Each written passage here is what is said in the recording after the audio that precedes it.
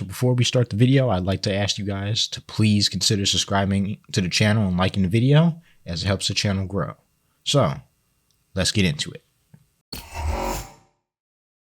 Welcome back to the channel, ladies and gentlemen. Thank you for taking a little bit of time to spend a little time with me, your boy KT.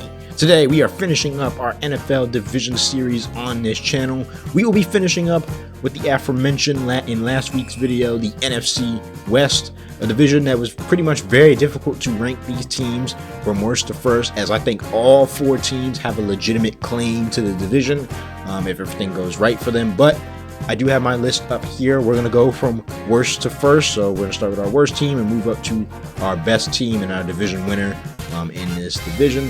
But before I start this video, I want to let you guys know that I am doing an Amazon gift card giveaway on the channel.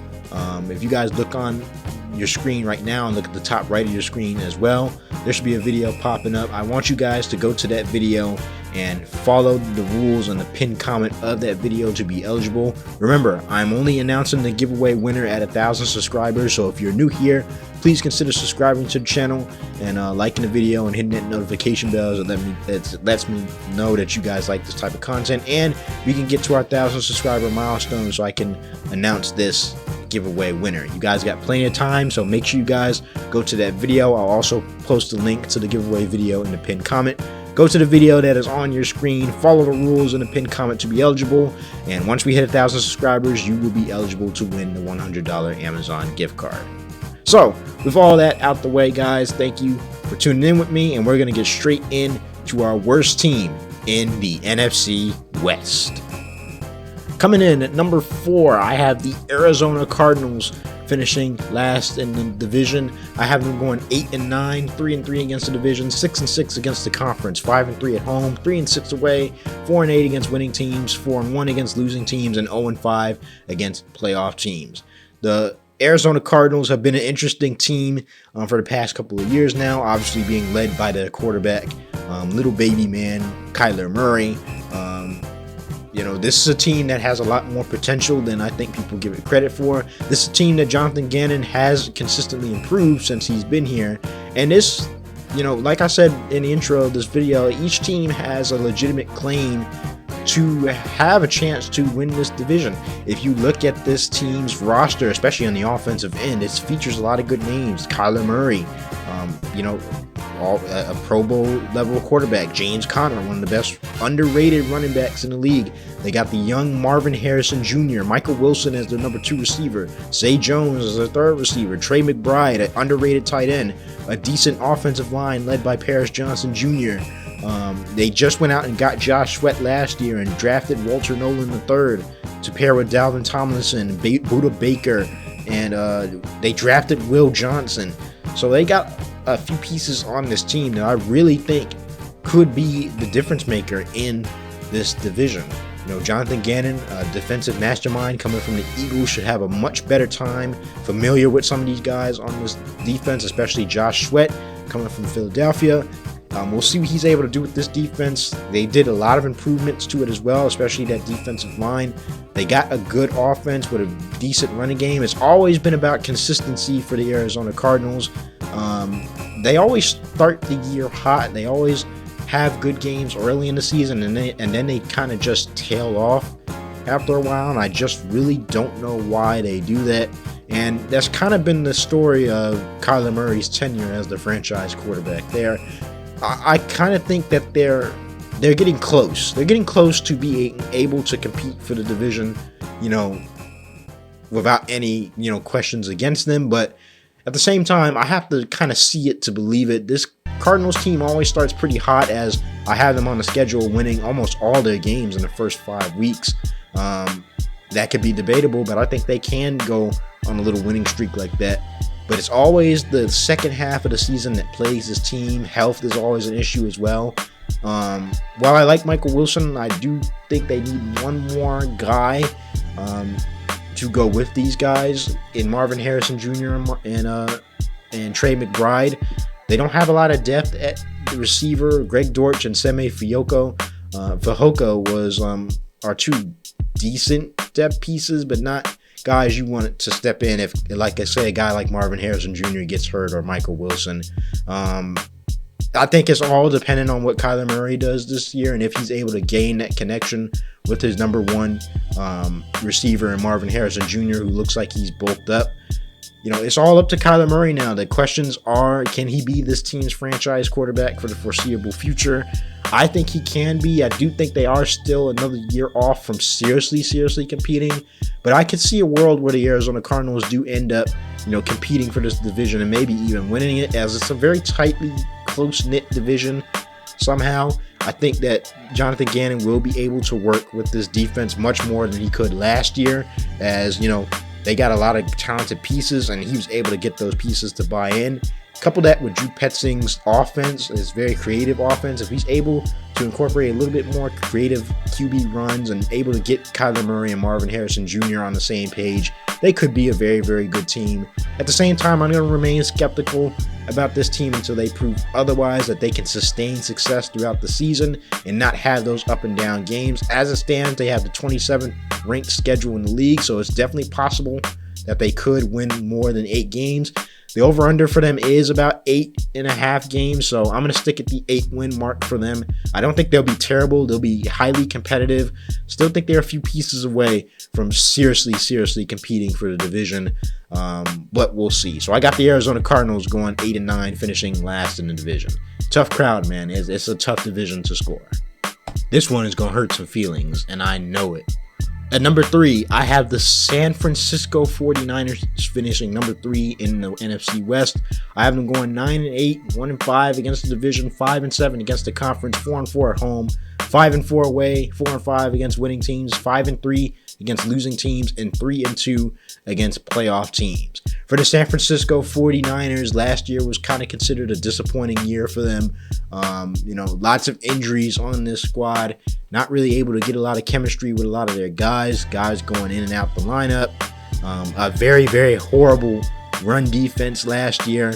So they made moves to get better on the defensive side of the ball, drafting Mykel Williams out of Georgia, who I think is probably going to project more as a run stuffer and pass rusher in his first year. They also went ahead and drafted Alfred Collins from Texas, and they had another interesting draft pick in Upton Stout. Their main focus this year was defense, and I think it's kind of fitting for this team that they needed to go defense. It was obvious that they could not defend the run very well last year. Now bringing in Mykel Williams and Alfred Collins should kind of alleviate the issue, maybe somewhat. They still got a talented defense with their superstar Nick Bosa. They got Fred Warner still on the team.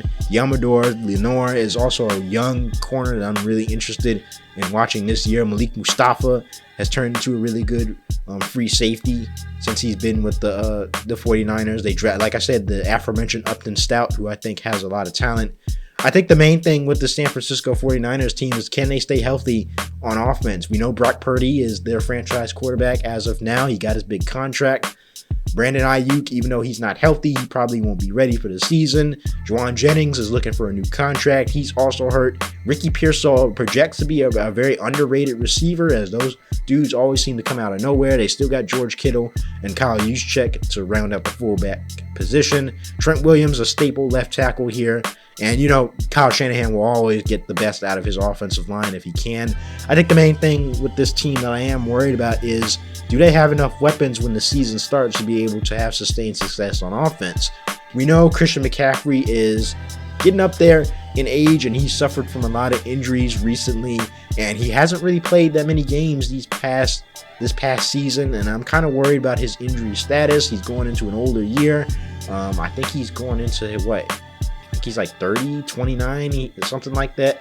And this is usually around the point running backs start to regress, especially when they've had injuries like this. Not to say that Christian McCaffrey is ever going to slow down, but if Christian McCaffrey does get hurt, is Isaac Guerendo the guy that's going to take over for him after you let Jordan Mason go last year?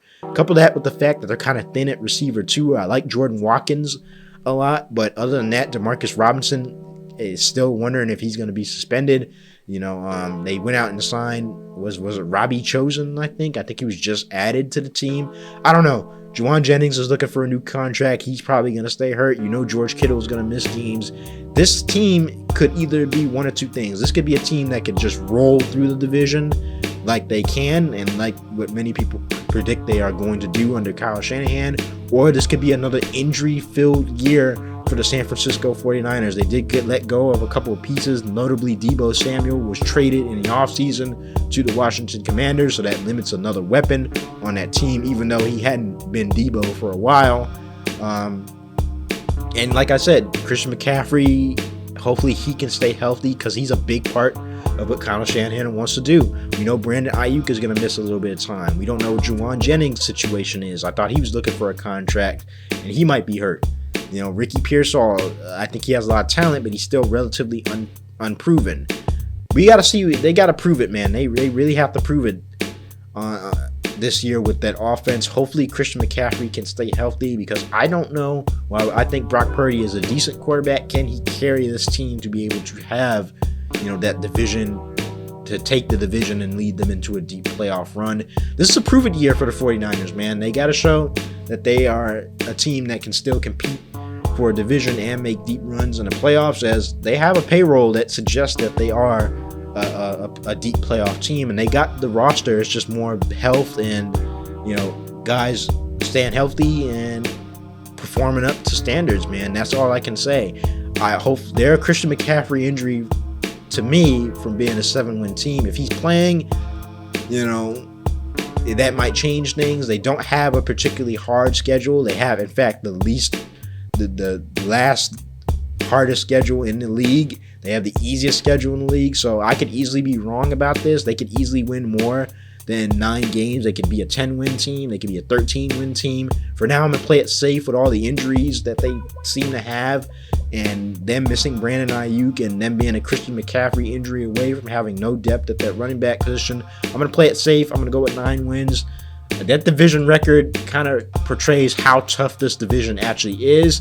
And the next 2 teams on this list is going to prove why it's so tough. So I got the San Francisco 49ers finishing 3rd in the NFC West. Again, this could easily change. I could easily be wrong. This 49ers team could easily walk out and start stonewalling teams. For now, I'm going to play it safe. 9-8. They finished 3rd in the NFC West. And so we move on. We move on to the second-ranked team in the NFC West. Coming in second, I have the Seattle Seahawks finishing 10-7 on the year, 4-2 against the division, 6-6 against the conference, 5-3 at home, 5-4 away, 6-5 against winning teams, 4-2 against losing teams, and 3-3 against playoff teams. I know a bunch of 49ers fans and Cardinals fans just had a heart attack by me saying this right here and there. But I really think the Seattle Seahawks have a decent roster around them, man. They made a lot of changes this offseason that I'm really interested to see if this all pans out. First of all, the most notable thing is they let go of Geno Smith, and they went out and got Sam Darnold. We'll talk about that in a minute. They still got Kenneth Walker III and Zach Charbonnet in their running back room. They also have Damian Martinez that they picked up. I think he was undrafted as well. If not, they picked him up in the draft. They got their new wide receiver 1 in Jackson Smith-Njigba, who should have a much higher role in the offense now that DK Metcalf has been traded. To replace DK Metcalf, they went out and signed Cooper Kupp, a division rival from the Los Angeles Rams. They drafted a really good receiver out of Colorado State in Torrey Horton, who I think is not being talked about enough. Tight ends A.J. Barner and Elijah Arroyo, who is also undrafted, who has a lot of talent, and Arroyo from Miami. I think he can be a really good tight end in this league. The main thing they need to fix was their offensive line. They went out and drafted Gray Zabel in the first round as well, a guy that projects to be maybe guard, maybe tackle. I think he's going to be playing more guard. Nick Emenwari was another draft pick that I really liked in the second round, a safety who could pretty much do anything you ask him to do, from South Carolina, USC.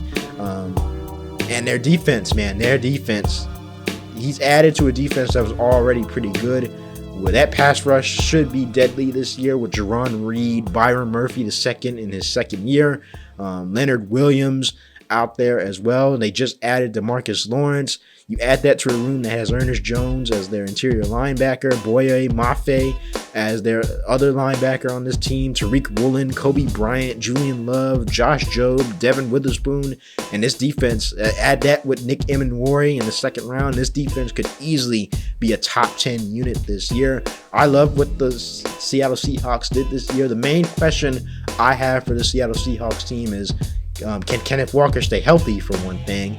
Are they going to be able to block good enough to be able to keep Sam Darnold upright? And will Sam Darnold continue his development and progression into one of the better quarterbacks in the league? He had a pretty good year. No, not a pretty good year. A stellar year with the Minnesota Vikings that kind of ended sour. But, you know, if that wasn't just a flash in the pan, this team, it could easily be the division winner. And, you know, I do have another team in front of them, but this team, they won 10 games last year with Geno Smith, and I don't see any reason they didn't have too much of a drop-off on this roster. If anything, they kind of added to it more by getting rid of Metcalf, who it ran its course in Seattle. And, you know, with Sam Darnold being the new quarterback, they get younger at that position. They drafted Jalen Milroe as well, so they have insurance there.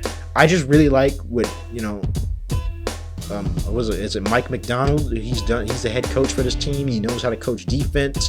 I just really like what this organization has done with this team, and I think they made the winning moves to be able to compete for the division. They got the defense.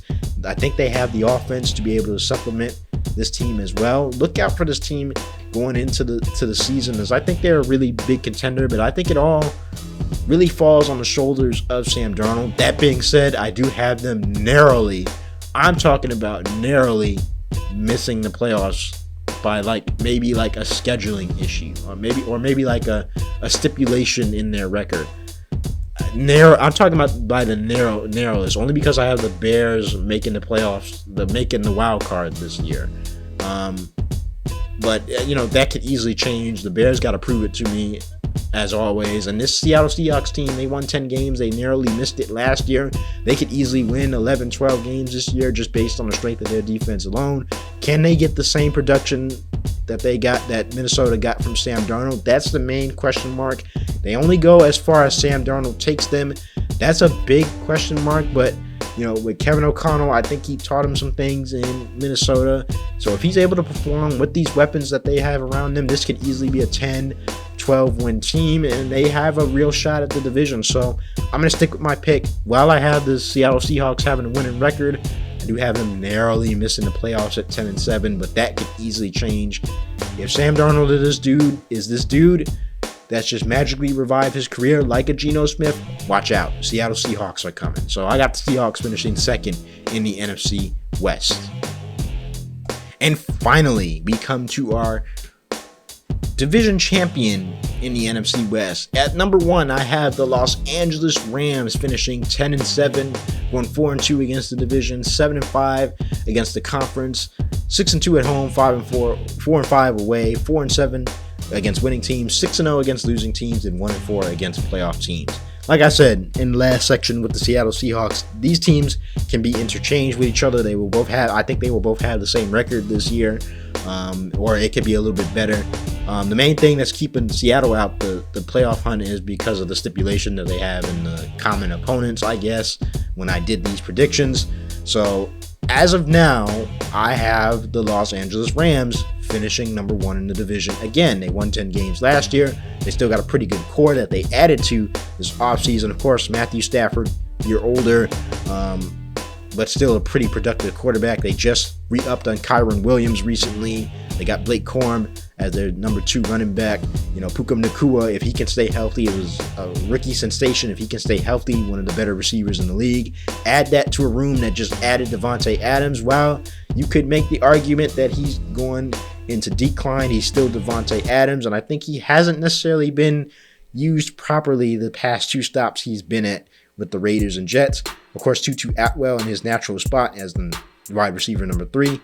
Tyler Higbee, their number 1 tight end, along with Terrence Ferguson as their number 2 spot. Alec Jackson and Rob Havenstein are the 2 tackles on this offensive line. That's now brought back Coleman Shelton to be their starting center. But you know, Sean McVay is always going to get the best out of his offensive line, at least somewhat.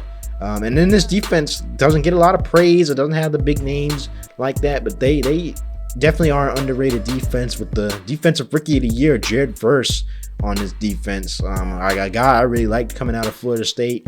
A decent number 2 pass rusher with Byron Young on the other side. They got Braden Fisk on the inside and Poona Ford on the inside as well.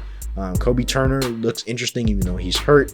And then the secondary, not the best secondary in the world. Darius Williams looks okay. They went out and signed Cam Curl if he wasn't there already.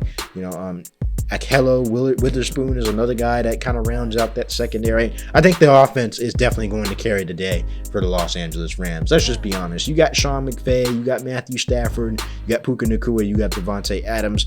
With the mind that Sean McVay has calling offense, I wouldn't be surprised if this Los Angeles Rams team wins the division again. It's by a stipulation because of the common opponents thing, or maybe like the conference record, but between them and the Seahawks, so it was a very hard choice. This team finished 10-7 last year. I think it's all up. I think the one thing that's possibly holding me back with outright giving the Seahawks the division over the Rams is that I kind of prefer Matthew Stafford, or a proven veteran, over a guy that just had his real first taste of success. And really, let's be honest, they barely missed the playoffs last year. Between the Seattle Seahawks and the Los Angeles Rams. I don't really expect anything to be much different this year. I do think the Los Angeles Rams added enough to their team to be able to make another run to the playoffs, maybe go a little bit further than they did last year. I like Matthew Stafford. I think their run game should be decent enough. Adding Davante Adams to replace Cooper Kupp is an upgrade at this stage of Cooper Kupp's career and Davante Adams' career.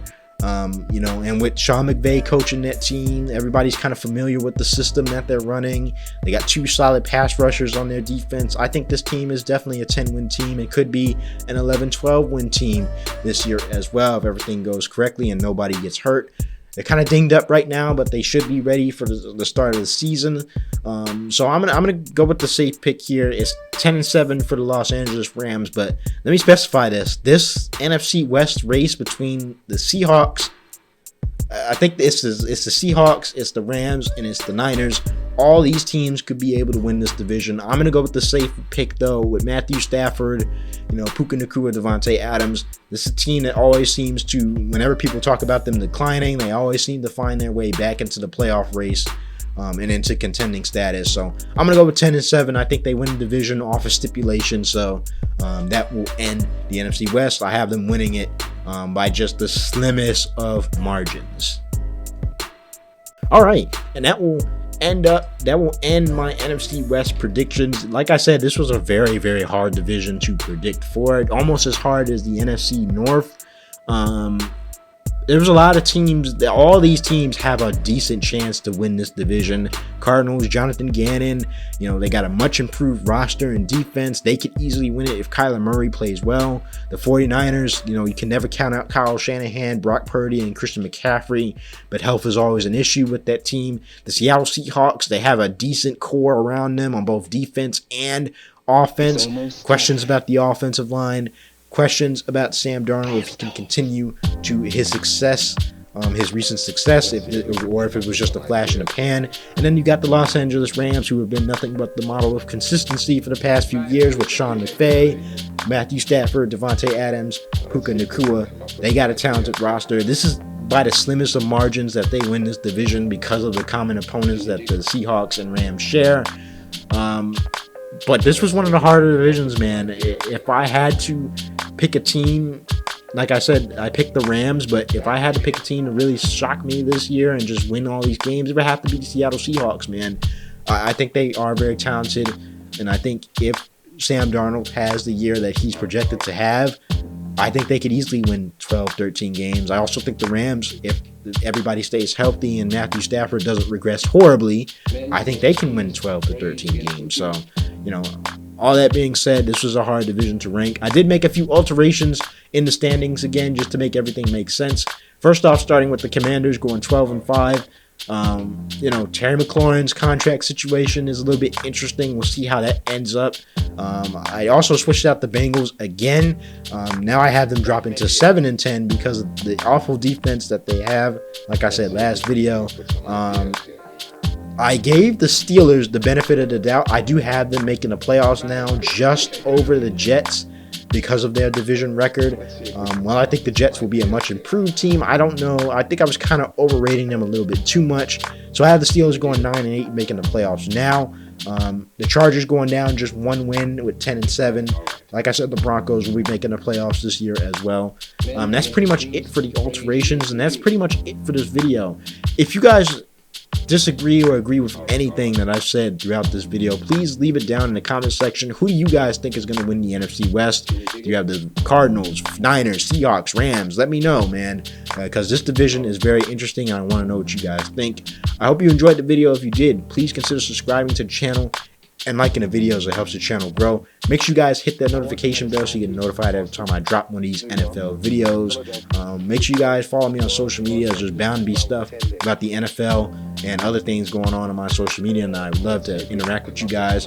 Finally done with this NFC, AFC division, or at least NFL division series.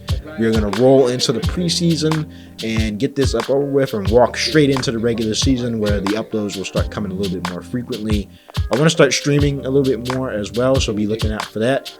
But as always, guys, make sure you guys go to that giveaway video, follow the rules in the pinned comment so you'll be eligible for the giveaway, and at 1,000 subscribers I will announce the winner. So make sure you guys hit that sub button. I'm out. I hope you guys enjoyed.